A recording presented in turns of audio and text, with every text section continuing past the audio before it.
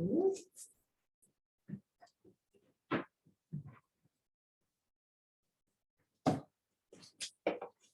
right, thank you for joining us this evening. I'm so pleased to be here with you for this special discussion of Paul Daley's Jesustown. I'd like to begin by acknowledging the traditional owners of the land which we're on in Meanjin, Brisbane, the Yuggera and Turrbal people, as well as the traditional owners of the land of where we're zooming out to across Australia tonight. I pay my respects to elders past and present. Sovereignty has never been ceded. It always was and always will be Aboriginal land. Just some housekeeping for everyone. If you do need the bathrooms, we'll be using the ones inside today. They're just upstairs. And if you haven't purchased the book already, we've got plenty of copies at the front counter, so you can pick it up there. And if you're on Zoom, our host inside will also paste a link of where you can purchase it online. We will have some time for a Q&A at the end, so if you have any questions, just save them for the end. And also, if you're joining on Zoom, if you do have a question, type it into the chat box and we'll try and get it passed along. Afterwards, we'll move inside. It's a little bit warmer. You can grab a drink, the bar will still be open, grab a book and also get it signed by Paul. And finally, if you could just take a minute to put your phones on silent, that would be greatly appreciated. So a little background about Paul. For more than a decade, Paul Daley has focused his non-fiction on the yawning gaps in the story of Australia's national birth and identity, and on the imperative of refocusing on the Indigenous historical experience. A two-time Walkley Award-winning columnist for Guardian Australia, who regularly writes on Indigenous affairs, he's also a short story writer, essayist, and playwright. And in conversation with Paul, we have Andrew Stafford, who will be taking things from here. Andrew is a freelance journalist and the author of Pig City, From the Saints to Savage Garden, a musical and political history of Brisbane, first published in 2004. Something to Believe In, a music memoir, was published in 2019. His work appears regularly in The Guardian, Sydney Morning Herald, The Age, Griffith Review, and more. If you please put your hands together for our speakers. Thanks very much, Jana. How's that? Is all good? All right. Thank you all for coming out on this wet and drizzly subtropical evening. I'm pleased to be partnering this conversation and to be part of launching Jesustown into the world. Paul Daley is one of our most challenging essayists and authors, and by challenging, I mean that he doesn't pander even to an audience that is as notionally progressive as Guardian Australia's, for whom he has been a columnist since its inception, I think, Paul. 2013. 2013 is when Guardian Australia got going. His columns on post-colonialism, our own frontier history, and the killing times are full of hard truths. And so too is Jesustown, but the irony in the telling is that it's done by a character who is a most unreliable witness. Our Xanax and alcohol-addled narrator, Patrick Renmark, calls himself a storyist, an academic whose books sell by the truckload, but who deals fundamentally in archetypes that reinforce our national mythology. You know the types, books that are built like bricks with the intellectual heft of a butterfly's wing. You could probably waste a bit of time speculating on who Patrick Renmark might be based on, and it's probably not him, but there's a bit of him and a bit of him and a bit of him too. More important though is the themes that this book addresses. As we've heard, but were never taught in schools, this country was never ceded. This is fundamentally a book about the lies that we tell ourselves as Australians and who has the power to tell these stories. Before we get into it, I should add the minor disclaimer that Paul and I are mates. He did me the great honour of launching my last book, Something to Believe In, a few years ago in Sydney, which was an honour that I'm very happy to return here. We are also bonded by a mutually tragic affection for the Colonial Football Club. In case anyone wants to join us in talking about that later, please make Paul Daley welcome. Paul, rather than banging on too much longer in introductory remarks, I thought I'd hand over to you to just give us a basic idea, or give us the basic idea behind Jesustown first and what led you to it. It has been a long time coming. Sure. Look, really plot-wise, it's a story about 4 generations of a white family from Melbourne and how they intersect with an Indigenous family in a place called Arcadia, specifically Jesustown, an old mission town. And they intersect through anthropology. Patrick Renmark is a really flawed Australian-British historian. Somehow he got a PhD. I'm not too sure how, and ended up working. I think he knows either. And ended up working at a British university doing military history. But he kind of followed the money trail and straight to that wall of machismo at the airport. You know, books by blokes about blokes with guns, essentially, and their dogs and their camels and their dogs and all of that. Yeah, anthropomorphizing, you know, animals of war, all that sort of stuff. And it worked for him in the sense that he made a lot of money. He didn't get the credibility he wanted. His life blows up in London due to his own hubris, really, and he's got to leave.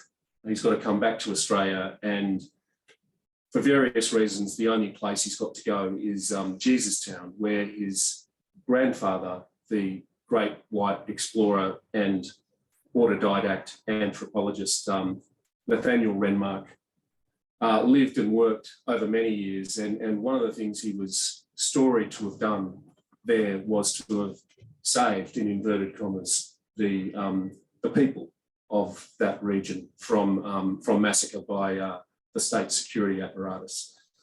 Patrick's been there before. He's been there as a kid to see his grandfather under circumstances that kind of scarred him emotionally. He didn't want to go back, but he's back there, and he's got to try and make sense of this slippery grandfather of his. His instinct is, look, this is going to be easy. I'll just write a hero story. But he can't, because the hero story isn't true, and he starts to work that out as he delves into this kind of crazy archive of everything of his grandfather's that was in a compactus in the old mission. One of the things that I wondered about was that he never let truth get in the way of a good story before. What stops him this time? What stops him this time is that the archive has a custodian, and the custodian is a fellow called Jericho Bakerman, who is one of the local people. He grew up there, and he's a real historian.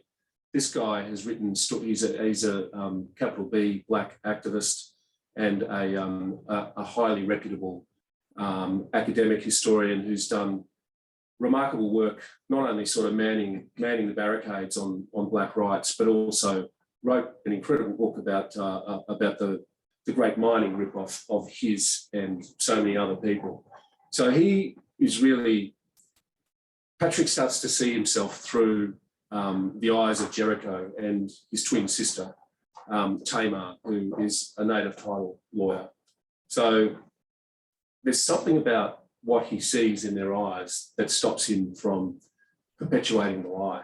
That's not to say he writes the book. I don't know if he writes the book or not. We'll come back to Jericho later. I mentioned the idea of storyism a moment ago, which is the name that Patrick gives to himself in terms of his occupation. I wanted to ask you to explain to us what you mean by storyism, and in explaining that, I can't resist how much of what you think passes for Australian journalism is in fact closer to storyism. Two questions.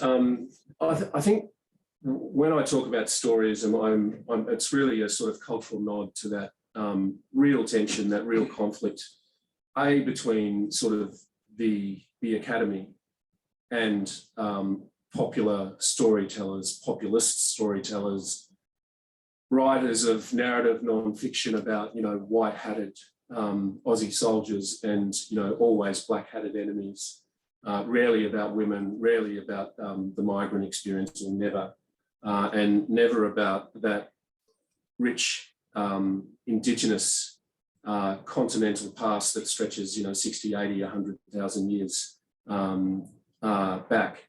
And never mention of the Indigenous component, unless, of course, it's black diggers. It's Indigenous people serving in the uniform of the Crown. Yeah.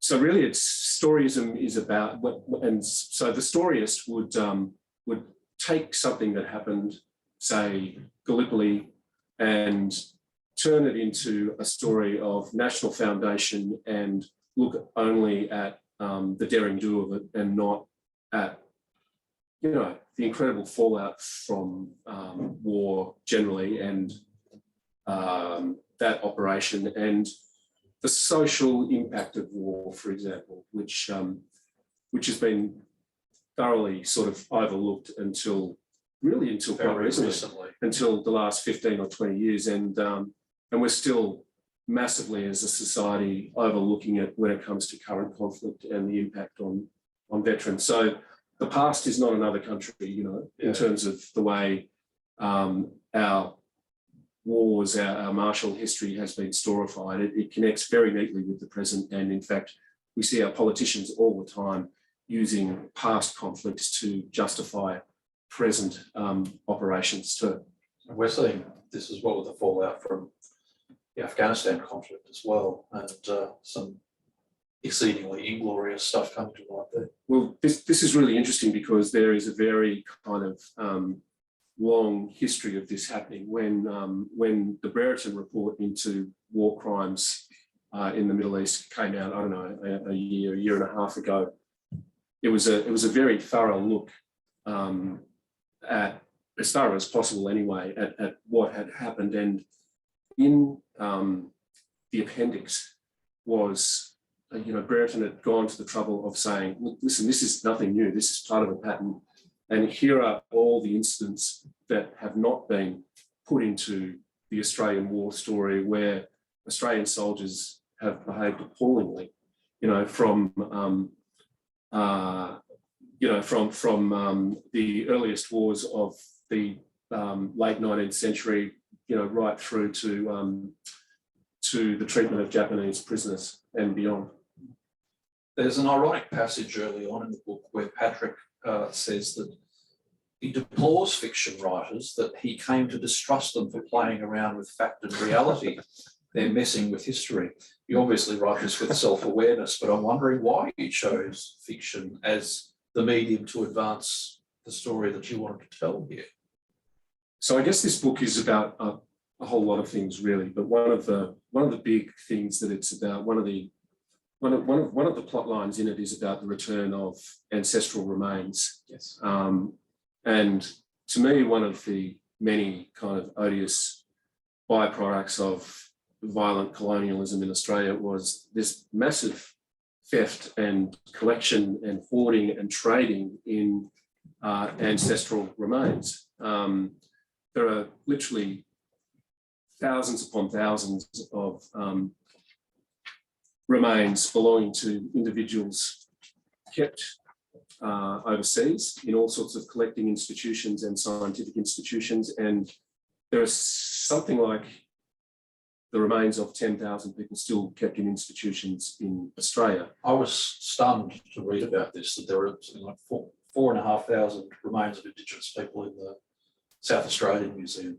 Yeah, there's a repository on the outskirts of Adelaide, which I've been to twice with the permission of the Ghana. And I've been in this room where the remains of, when I was there, 4,600 individuals were kept in cardboard boxes. Now, it sounds like we've got our own killing fields on display. Well, it's absolute testimony to the colonial crime. And, you know, the question you ask is, how do you make sense of this? So these remains were collected largely from one half of the continent, the western half and the northwestern part, but from all over Australia too. And this gets to answering your question about why the novel. I didn't think it would be appropriate or fair, really, to focus on one actual place when this happened so kind of continentally. So it happened in Victoria, it happened in Tasmania. Just for example, we know the story of Truganini. After she died, she was her body was taken, and a death mask was taken of it, and many copies of that mask were traded, including one by the Victorian Museum, as it was, or the Museum in Melbourne, for a Tyrannosaurus Rex with the New York City Museum. So anyway, the novel, I wanted to tell a story that could have happened anywhere in Australia because it did. Yeah. And I didn't want to geolocate it for that reason. I wanted people to think about where this happened, and it happened everywhere. So this is why you fictionalised the place names. I took Arcadia to be the Northern Territory. I took Edenland to be Queensland, but aware that you were playing around and not to be too literal about it. Yeah, I mean, it's interesting. Some people will see Arcadia as the Kimberley, and others see it as Queensland. Some will see it as the Territory. Some will see it as the lower parts of Western Australia. Another thing, I did mess around with nomenclature, but another reason I wanted to do that, and I've written a lot about this in my journalism, was just the riffing off the simple fact that, all or most of this continent was named when, James Cook came across it from the south of what's become Victoria and started renaming it progressively as they went up the coast. So I figured that it was fair for me to mess with it in and flip that. And how much messing around with history goes into it, or went into this historical novel particularly? It's probably unfair or impossible to ask in the general. I did do some archival research. So I did in 2016, I was the National Library's fellow for Australian creative writing. And as part of that, I came across, actually I deliberately pitched to do it, to have a look at the papers that were there relating to a 1948 US-Australian expedition to the north. And a lot of remains were stolen as part of that expedition from various places. And one of the characters, an American anthropologist who'd stolen remains always of Indigenous people from all over the world, a guy called Frank Setzler, just went mad on this trip and stole, I think, 80 or 90 sets of remains, and any bones he could uncover or steal. So there's one of my characters in the novel is really firmly based on Setzler. Others are kind of composites and total products of my imagination. So in my study at home, I've got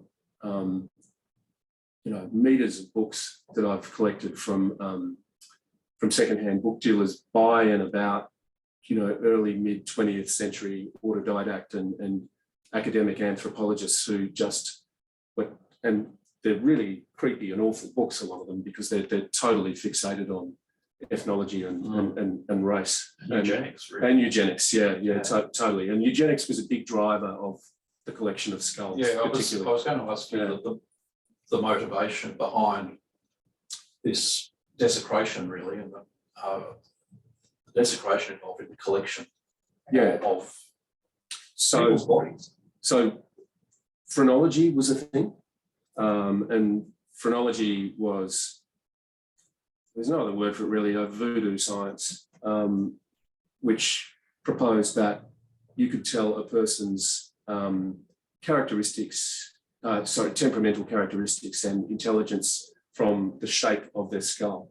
Of course, it's just racist nonsense, but this voodoo science created an absolute rush for a demand for the skulls of Indigenous people all over the place, but particularly Australia.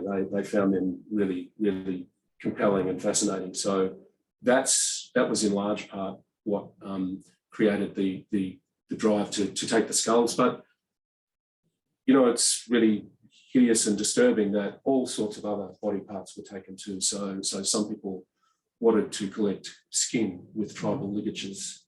Others wanted mummified heads. And they were curios as well as scientific objects. And the thing for me about it too, and it goes to name and identity again too, is when you go into this room and there's all these remains in the boxes there, you realise that they are part of a collection. They've been dehumanised and they are collectibles. And again, you know, testimony to the colonial crime scene, I thought the imperative of giving them back identity is just huge. And I think it's a big part of what Aboriginal and Torres Strait Islander people are looking to do as part of the political process we're in at the moment. You've been a journalist for 35 years. When did this start to, for want of a better phrase, take over your work, become the central area of focus? And why? It's a good question, and it happened quite by accident. I, in 2009, wrote a book called Bathsheba. It was a popular history. It was about the charge of the Australian light horse at Bathsheba, what was then Palestine, now Israel, in 1917, and it was something I'd sort of been interested in as a young journalist. I suddenly had time to write. I was doing that book. I went to the Middle East, researched it. I was very interested in how the story of what had happened had been sort of occupied by different forces, you know, Zionist forces, Christian forces, Australian jingoism. And towards the end of my research, I nearly finished writing the book. I found out about a massacre that the Light Horsemen had committed at war's end in Palestine. So they massacred an Arab village, all the men in an Arab village, and all the men, by men, males over 15, in a nearby Bedouin camp. And this changed the course of the book, of course. You know, it was still a popular history. Someone called it the Gonzo history, which I was kind of happy to own. But it changed the course of the book. It was very controversial, which was fine. I got a lot of heat for it. Yeah. And how did you deal with that blowback? It's not an easy space to go into. Well, it happened to be true. So, you know, truth was my defence, and I was sort of able to say, this was the weird thing. I was often up against academic historians who were saying, we knew this. And I was sort of saying, well, we didn't. You know, if it was part of the academic history of that World War I campaign in the Middle East, it's not widely known. So coming out of that, I got a lot of interesting feedback, and one was an anonymous letter which said to me, why do you think it was that those light horsemen, those boys from the farm, found it so easy to kill black-skinned people? And the answer was in the book already, but it hadn't dawned on me. And the answer was there in the letters and diaries of these guys, some of them writing home, some of them diarising their hatred for the Arabs, who they said were as low on the scale, as low on the human scale as the you know, derogatory term Aboriginal people back on the farms back home. So I think for some of them, you know, we're talking 1917, it was in family memory what had been done to the people who owned the land. And maybe some of them had been involved, bearing in mind that the Coniston massacre was 1928, and it was led by a Gallipoli veteran to a light horseman. Yeah. I think this next question speaks to the tension between academic history and popular history that you're referring to. I wondered also how much you're influenced by the so-called history wars in Australia that are ongoing, but which I think we can fairly safely say go back to the Prime Ministership of John Winston Howard. And the competing narratives of people like Geoffrey Blainey on one side and Keith Winshuttle on the other, Henry Reynolds, of course, as well. Just to cite a few of the bigger names in that space. Did that have an impact on you? It did. Just go back one step and say that the light horse thing then got me to thinking about why I didn't know more about this, and the connection between, you know, Anzac mythology and the blind side on frontier war. And then, of course, that led me to criticising the War Memorial for not depicting the frontier wars, etc.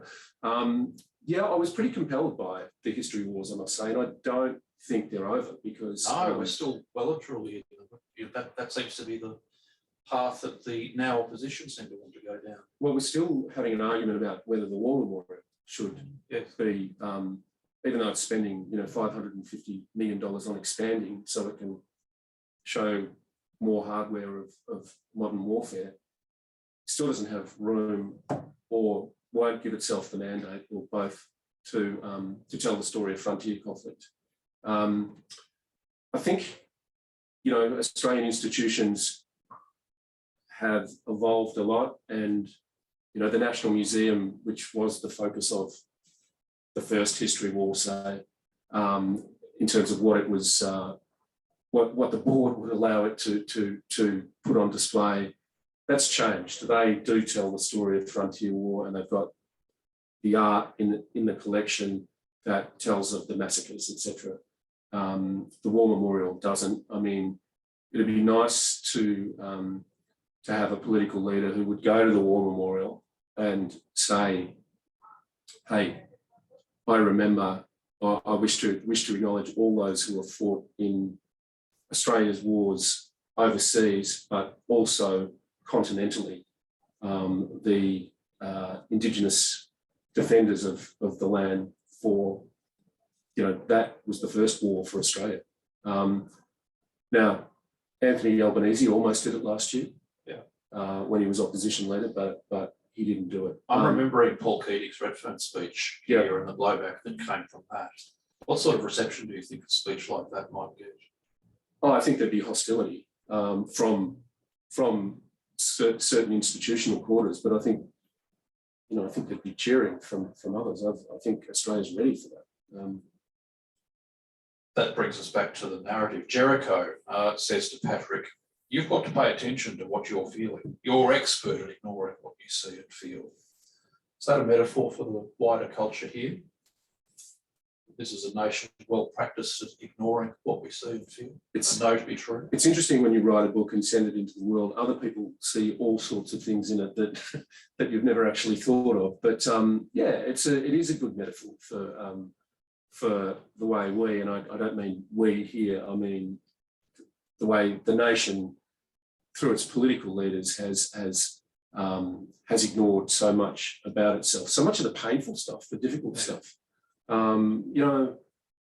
Every kind of mid-January, my Aboriginal friends who are writers, and particularly one or two who are journalists, say to me, I'm just so damn sick of having to explain to non-Indigenous people every year why the debate around this is so incredibly painful for us. And I've said all I want to say about it. It's time for the colonisers to start engaging with this stuff and informing themselves.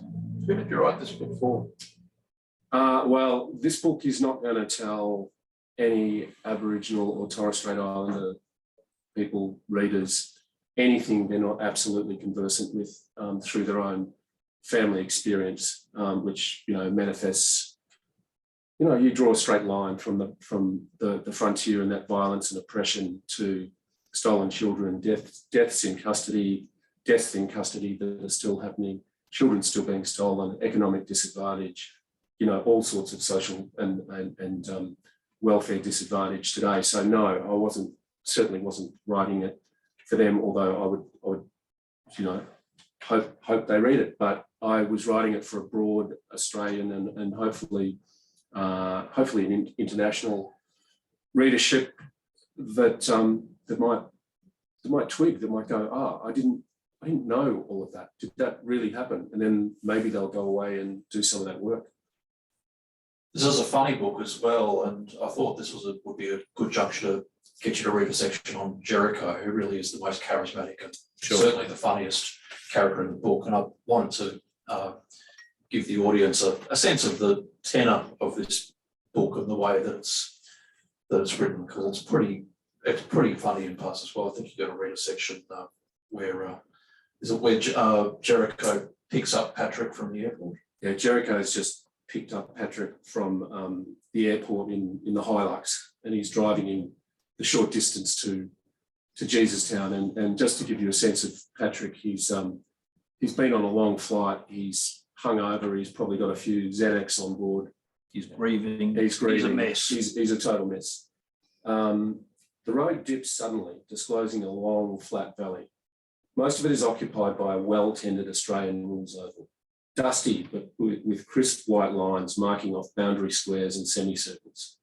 I remember this, the footy ground, always the heart and the pride of the place, and home of the Jesustown Sea Eagles. Something that hasn't changed. Men and women of all ages, teenagers and children, mostly unshod, are playing kick to kick. Just about everyone played for one of the J-Town Sea Eagles teams. Now, among this mob are members of the team proper in their brown and yellow striped Guernseys. Somehow they manage what looks like a training session amid the chaos. They zigzag between orange witches' hats, stab and hand pass. They trash talk, laugh, backslap, trade high fives, mock tackle. They whistle and call for the footy. I say, still a religion, I see. Jericho says, bigger than ever. Once the mission went, footy moved in on Christianity. So it's traditional beliefs, then Aussie rules, Islam and Jesus. There's no church here anymore, right? Correct. But Jesus is still number 3. Jesus Morocco, centre half back. Scouts have been watching him since he was knee high. Seriously, you've got a Jesus on the team? 2, J-Town's full of Jesuses. Makes sense, right? Not really, given there's no church and that no one cares about Christianity.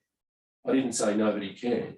What I'm saying is it's still part of the mix. It's complex and beautifully simple. Now I see. Good.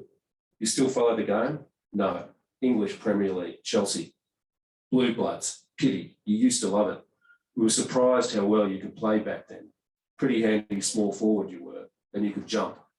Never as good as you though, and probably too old, too unfit, even for kick to kick now. Jericho eyes me up and down. He's noting my paunch. Nothing a bit of boot camp and bush tucker wouldn't fix, he says. I let this go too, even though, in the course of a short drive, he's criticised my wardrobe, my intellect, and now he's fat changed me. Jericho makes me think of someone like Briggs today. Briggs, the rapper and musician, someone who's very adept and very happy to take the piss out of white fellas. Yeah, totally. And he, you know, Jericho's good at a lot of things, and he was a folk singer as a kid too. So the parallel with Briggs is probably right. He's got elements of some people I've met and some mates of mine. And you know, he's very funny, he's very quick, he's charming, but he's smart, and he gives it to Patrick, but in a way that Patrick can take. You know, he's not. He sort of draws the line at being too cruel to him because he knows he's grieving. I'm sure that neither of these two people were in your mind. It made me think of a cross between Noel Pearson and Tony Armstrong. Yeah, right. Again, you know, he is a black activist. So you say black activist in Australia, and you probably will go to Noel, but so fiercely articulate whether you agree with him or like him or not. Absolutely. And, you know, then maybe you think, oh, is it the young Gary Foley? I don't know. But again, you know, characters come from all sorts of places. You know, they're composites of people that you know, and then they also come from purely from imagination. And some of them come from dreams, you know, in my experience too. The character of Meredy, the proverbial femme fatale of this novel, she asks Patrick rhetorically, do you ever wonder why your country is so ridiculously obsessed with its military past that it mythologises it to the exclusion of so much else? I think you've probably already half answered this, but I wondered what your answer to it was, whether in your own words or Meredy's. This is leading us back to the war memorial. Yeah, that's all right. Meredy's a really interesting character. I think, you know, she femme fatale, yeah, but she's got a lot of agency and she's very smart. She's much smarter than him. She's an archivist. This wouldn't be hard. Well, she's a lot more. Runs rings around him. Yeah, he's intellectually lazy rather than dumb, you know. And he's taken an easy path, but she gets history, and again, he sees herself in her eyes and doesn't necessarily like what he sees. But to answer your question, the question was, sorry. Yeah, why we mythologise our military past the exclusion of so much else. Why is it that we do that, do you think? Well, in a way, it's a smokescreen. I mean, it's very easy to talk about, say, 1915, for example, the invasion that we do talk about. Yeah. You know, the one that wasn't all that successful, because it's much more difficult to talk about the stuff that happened, you know, post 1788, and as the, you know, pastoral frontier expanded and the genocide or attempted genocide. Easier to talk about the awful defeat than the brutal victory. That's right. Although I contest that it's a victory, because it goes on. Yeah. You know, the country's never been ceded. Indigenous Australians, Aboriginal and Torres Strait Islander people are here in greater numbers. Their survival is celebrated, as it should be, and Indigenous culture is the talk of the world, if not Australia, if not white Australia, I mean.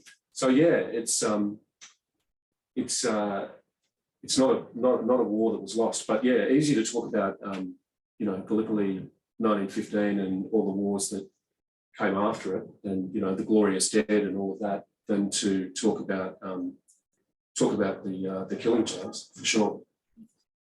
There was an interesting review in The Guardian that I can't help but draw your attention to, which I'm sure you've read, that you will get pleasure from Jesustown if your expectation of truth-telling includes being predisposed to demonise anthropologists, missionaries and philandering men, and to cherish women and First Nations people as humanity's best hope. I can't help but ask what you made of that, particularly the bit about demonising anthropologists. I actually haven't read it. Oh, okay. I'm sorry, I should have prepped you on that. No, that's fine. That's fine. Look, you know, you could ask another question about whether I actually read my press when, you know, while I'm touring a book, and some of it I do, and that's not something I deliberately avoided. I just haven't seen it. Yeah, I wasn't aware of it being reviewed. Oh, I'm sorry about that. No, that's fine. Not at all. You sent me a couple of other clips. What do I make of it? Well, I mean, you know, the anthropology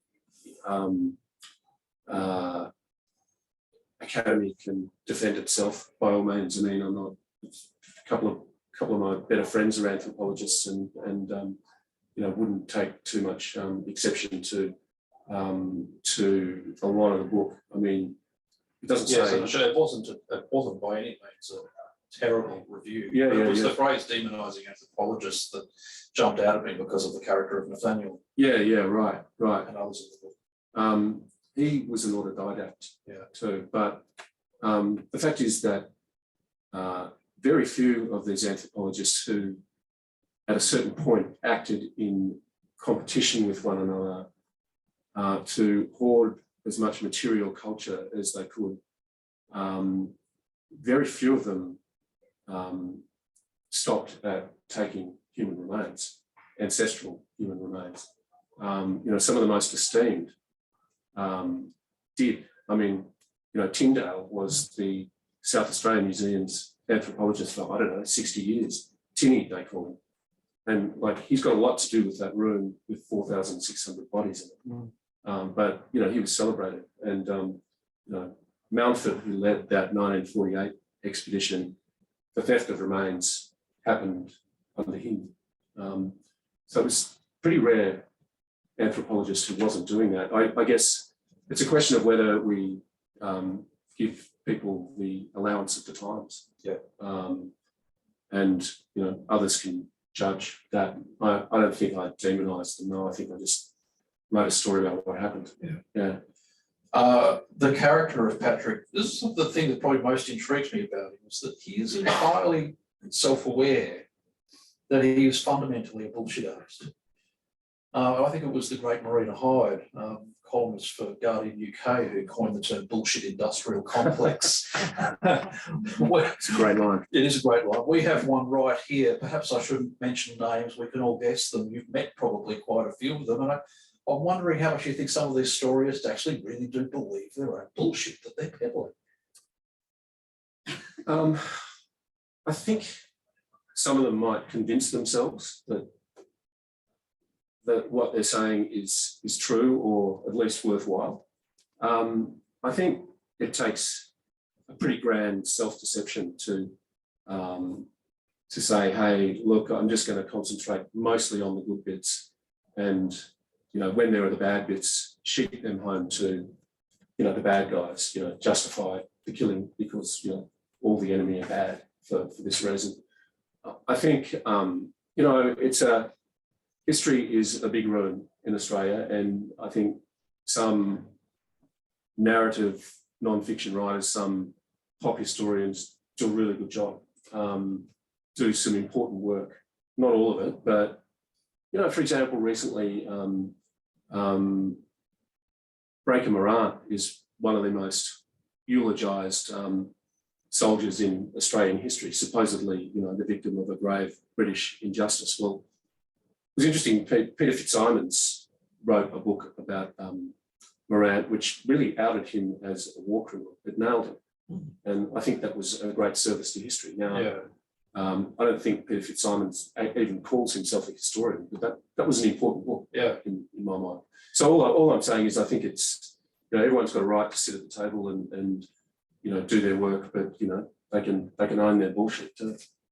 Patrick knows that to dive into the swamp of family effluent, I think he calls it, he must necessarily deconstruct himself. His reckoning is a microcosm for a national conversation. This country excels at nothing better than kicking the can down the road. Is this the moment? And are we up to the task? Look, I don't know. I've watched politics closely for a long time and written about it. I mean, I do feel like through the election campaign, there was a lot of talk, a lot of acknowledgement about the request, the offer out of Uluru, and the importance to Labor of constitutional recognition. Now, that was an early initiative in government too, and we're now talking about a referendum next year, I think. Yes, and it was acknowledged in the Albanese speech as well. It was right up front in the victory speech. So it's something that has been moved on really quickly, and I think you've got to say, having had recognition, acknowledgement kicked around for John Howard started doing it, and governments had never got around to it. There's been I don't know how many different inquiries. Everyone's kind of lost track of where the process was up to. Now there was a plan, and we're going to see how politics really deals with it. Whether it deals with it with the dignity it deserves, I don't know. I fear the opposition, which is at best divided on it, will muddy the waters. I think there'll be some ugly claims made about what it means, just as there were around the time of the native title debate. What they want is your backyard.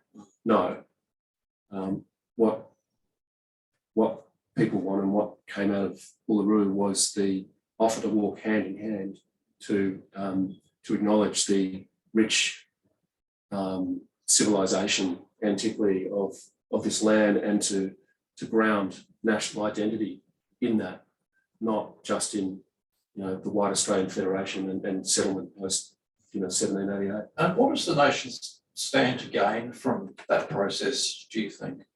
Because perhaps what Australia stands to gain is what needs to be told. It needs to be sold to us. So I guess there's Uluru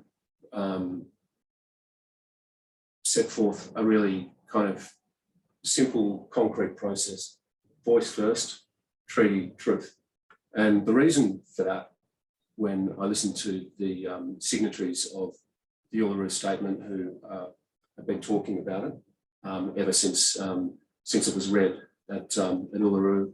The reason for it is that there has been some of what amounted to truth-telling, but through the paradigm of, white politics. And okay, so we had a white truth-telling on stolen children. We had a white truth-telling on deaths in custody. It laid out what had happened in stark terms. What happened? Nothing. Nothing. That's the reason why truth is down the track. Structural change is the first imperative. So I think the roadmap is there. It's just a question of how the Parliament deals with it. And my view on all of this is that it's fine for me to sit here and talk about it, but 2 ears, 1 mouth. I'm going to do a lot of listening. And the trope of the white saviour is a theme in this book as well. And I'm certainly not going to turn him into one, but I think before throwing to the audience, I just want to point out something that's thunderingly obvious, by the way, that this book comes out in a very different climate with the election of the Albanese government than it might otherwise have. You have been working on this book for a very long time, but we could quite feasibly have been sitting here 2 months after the election and the Morrison government might have been re-elected. And I'm wondering, it might have been a much gloomier room and a gloomier atmosphere for your book to come out in. What sort of conversation, perish the thought, might have we been having? Yeah, it's a really good question, but again, I don't. Very difficult to answer. I don't know. I hadn't thought a lot about what the political climate might be when the book came out. I mean, initially the book was due to come out this time last year, and the reason it didn't was because as it was about to be published, I wanted to hold it back to keep writing. It's one of those things I wasn't quite happy with. Yeah, and so it could have come out. It's interesting to think about that. It could have come out in such a radically different climate, really. Yeah, absolutely, and I would probably say that when I started writing it, I thought it might have come out in 2020 or 2019, even, but I just wasn't able to nail it back then. I think probably invariably. The stuff I wrote at The Guardian about frontier acknowledgement and about the War Memorial and stuff is forever getting me kicked by conservative forces, but I kind of switched off it. So it's probably fair to assume that I would have got a greater kicking over this. Well, I haven't had a kicking at all. Yeah. In fact, the reception's been pretty good. But I better read that Guardian article. Oh, it's the conversation, I think. Oh, the conversation. Yeah. Okay. Yeah. I've got to throw it at the audience at this point, so I will hand over. Yeah, do you want me to hand you the mic? No, it's all right. We can just. Oh, good. Any questions from the audience? Yes, at the front list. Happy to be here as well, Paul, and I feel saddened actually that in spite of history being the way it is, we're still repeating history in forms where people don't want to acknowledge our truth of the past. But there's another question I want to ask you, Annie, and it's not doing you down on the book at all, because I think it's a feat to bring out something that can also be an education tool in a lot of schools as well. Mm. But there's also this other side. If we keep writing about, say, the wars and the militaristic approach that we've had, how will we, and I have to say this, bring in a peace consciousness in, in our bridging of the issues? Yeah, I think it's a great question and a really, really good point inherent in your question. And I guess I would say that there has been a massive, and it's not new, militarisation of Australian history, culture and consciousness. But I do think that's changing. I think more and more, and it's changing through, mainly from the cultural sector, I think is pushing the change. I think, museums are starting to rethink the way they they exhibit, what they exhibit, the stories they're telling. And museums are being dedicated, for example, in Melbourne, to other really important elements of Australian society. So there's a museum to Islam in Melbourne, which is really popular, and that's a wonderful thing. There's more and more Indigenous history being talked about in schools, in the curriculum, despite a lot of opposition over many years. And the thing that's really captivating Australia now more than ever, thanks to the good work of a lot of historians and others and educators, is the migrant experience, dating way back.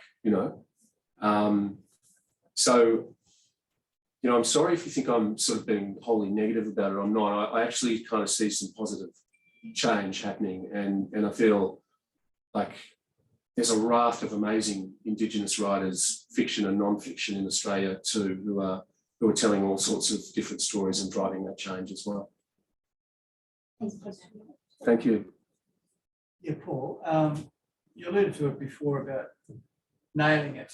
Could you take us a bit more into your own writer's work and the journey you went on yourself as to where you started, where you finished, and at what point do you bring in your own close advisors as to how you're proceeding with the book, or can you explain that process a bit?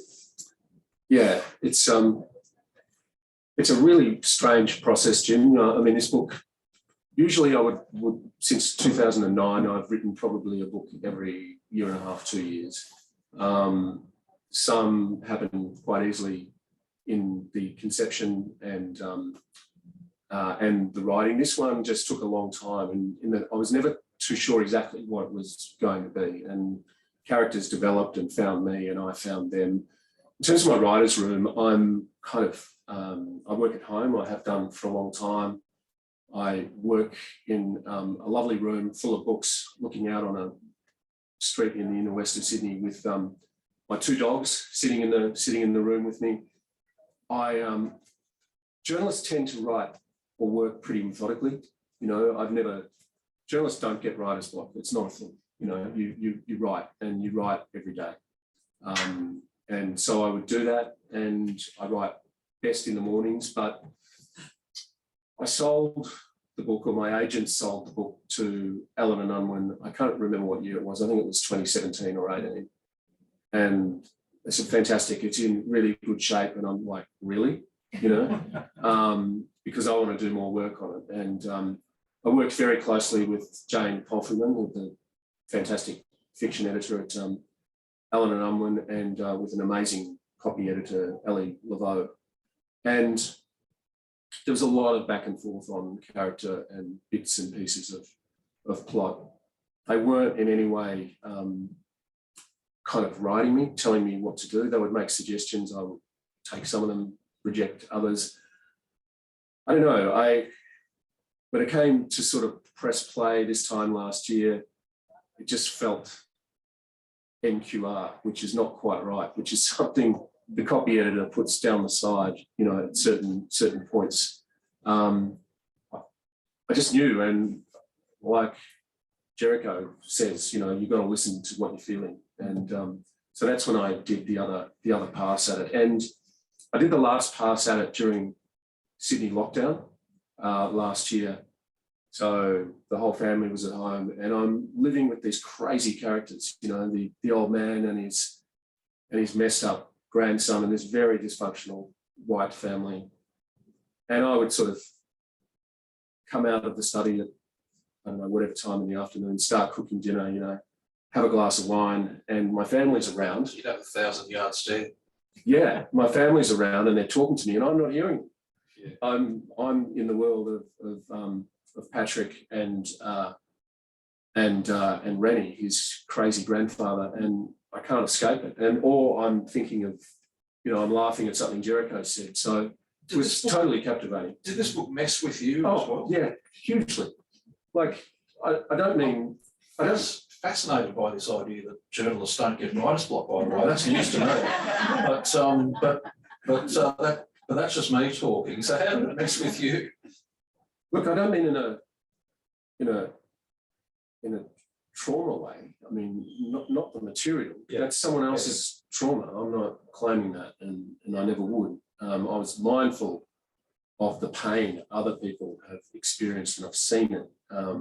But that's not my pain, and it wasn't a pain. It was just a kind of a madness, really, because I guess I wanted to write these characters to the point where they felt real. But the other thing is they're both told in first person. So to do that, you kind of have to inhabit them.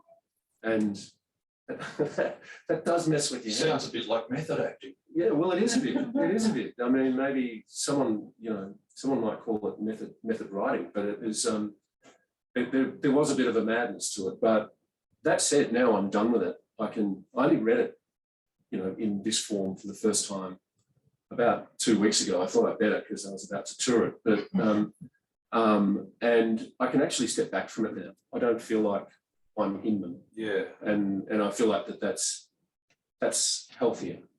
And I think my family thinks it's A bit healthier as well. It's a bit healthier too, and so do my dogs. Yeah. Back to you folks. We've still got a few minutes if anyone has any more. Hi. How did it stand up when you reread it? Yeah, well, I must say. And that's sort of the benefit of some distance, I think. Some perspective, some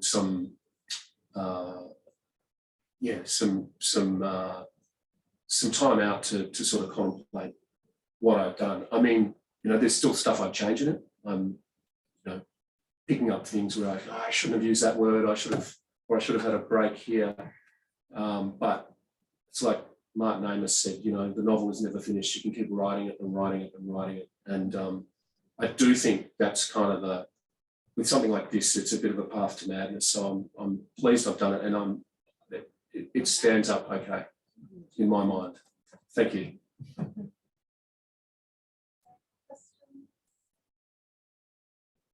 If not, I'll just say that's something to be very proud of, Paul, and congratulations. And I'd like to wish you well, and I'm sure that everyone here will join me in congratulating you also.